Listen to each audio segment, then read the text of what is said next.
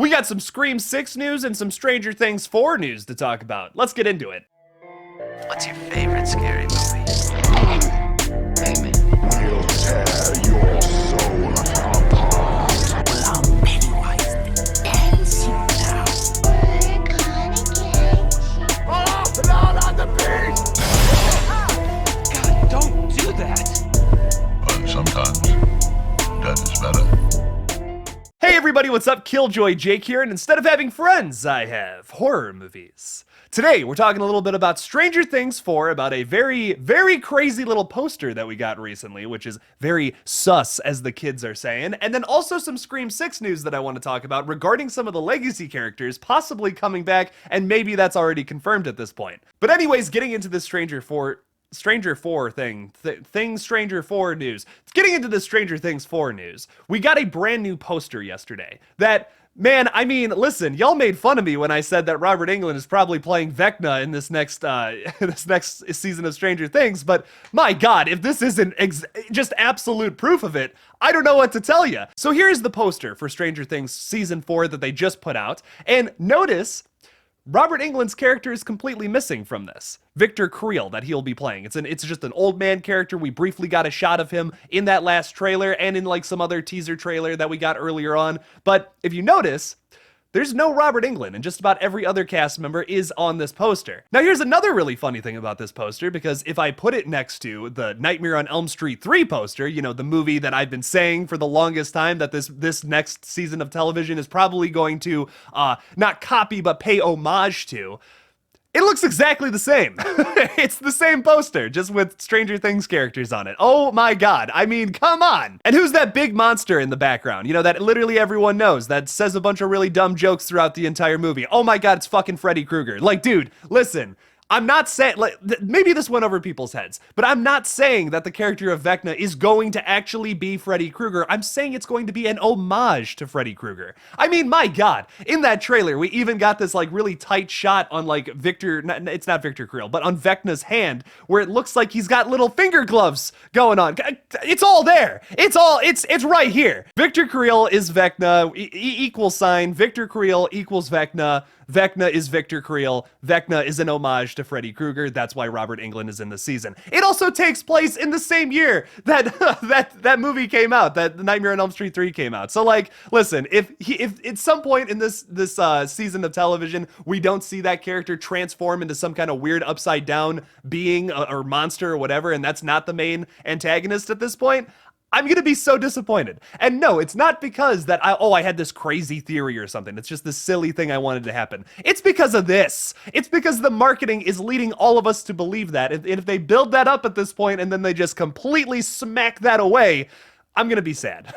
Do I sound a little crazy? Probably. I probably do sound a little crazy, but that's okay. You know, whatever Stranger Things Season 4 gives us, I am going to be happy with it, but my God, I mean, 99.99% sure that this is what the case of what's going to happen in the next season of Stranger Things, and I am here for it. Like, I love that idea so much. Paying homage to one of the coolest villains from the 80s ever. Like, fuck yeah, let's do it. Let's go, Stranger Things. Volume 1 of Season 4 comes out May 27th. You're not gonna want to miss that, only on Netflix. I sound like that's sponsored, but I swear I'm not. So now getting into the news that you've all been waiting for, Scream 6. Talking a little bit about some of the legacy characters that have technically not been confirmed to be in this next film until maybe just now. The New York Post recently posted an article talking a little bit about Kirby Reed, the character played by Hayden Panettiere, who has now actually been confirmed to be starring, or well, not starring, but co-starring in the next Scream film, reprising her role from Scream 4.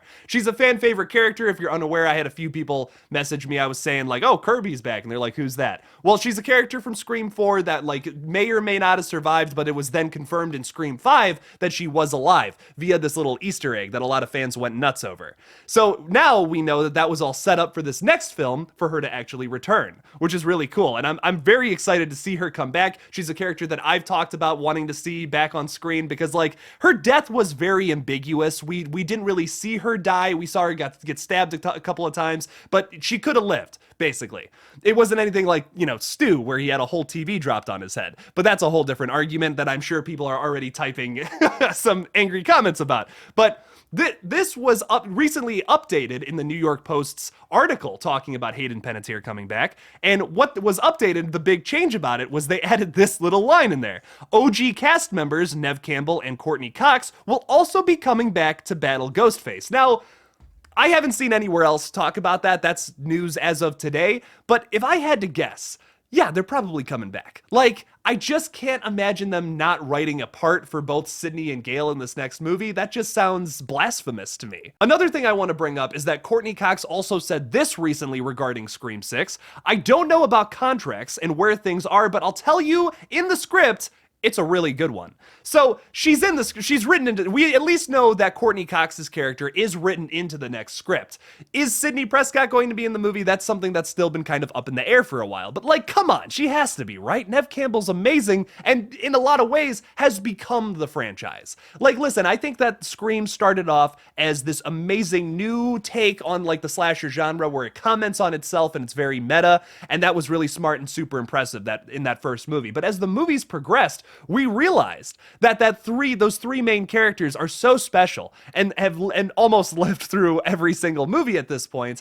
And I think it really made this horror franchise something totally different. To see characters survive more than just like a final girl character survive through multiple movies. I think there's pros and cons to that. There's a lot of really cool things, a lot of cool character development we've gotten to see over the past 5 movies. But also in a lot of ways, it takes the suspense out of why keeping characters alive like that. Like, you know they're going to survive at some point. By the time you get to Scream 4, if you have never seen these movies before, you're probably not even really feeling any bit of suspense because you're like, oh yeah, of course they're going to keep Dewey and Gale and Sydney alive. So if there's any ever chase scene with them or if there's any encounter with them, all suspense is really lost. So I think it was really important that they had to kill I almost said Dewey Prescott. I think it was really important that they had to kill Dewey Riley in the last movie because now that suspense is back. Now we're not really sure if they kill Gale Weathers or Sidney Prescott in the next movie. It could happen. I don't want it to happen, but there's the possibility there again. But do you think Gale and Sidney are coming back? Because I think they definitely have to. Like, at this point, they have an opportunity to make a chase scene with both Sydney and Gale suspenseful again because, like, they might die. We don't really know. And to me, that suspense is what makes a good chase scene, is like either the character being killed or not killed at the end of it.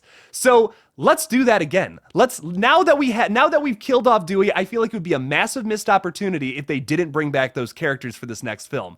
If Sydney doesn't come back, I feel like it's going to be really weird because like now you I think the purpose of doing that was to set up really good chase scenes in this next film with Sydney and Gale. So if they don't do that and they totally miss this opportunity to bring suspense to characters who, in my opinion, haven't really been suspenseful since the first movie, that's a huge missed opportunity. I really hope Radio Silence cashes in on that because I can guarantee you now, if they come back for this next movie and there's literally even just one chase scene with both of the characters, you will be in suspense the entire time thinking, oh my God, is Radio Silence gonna kill these people? Like, is this really happening? I don't think I'm mentally prepared for this. That I really want to see happen. I don't want to actually see them die. Like I said, I'm really against that. But keep us in that, make it a little suspenseful. Make it a little like, oh, maybe tease the idea. Maybe have a conversation about it early on. Maybe like Sydney's talking with her husband about like, oh, like, hey, you got to be careful. You might die if this happens. And then fans are going, oh no, don't you set that up. Don't you set that up for something to come back later in the movie. Don't you do it, Radio Silence.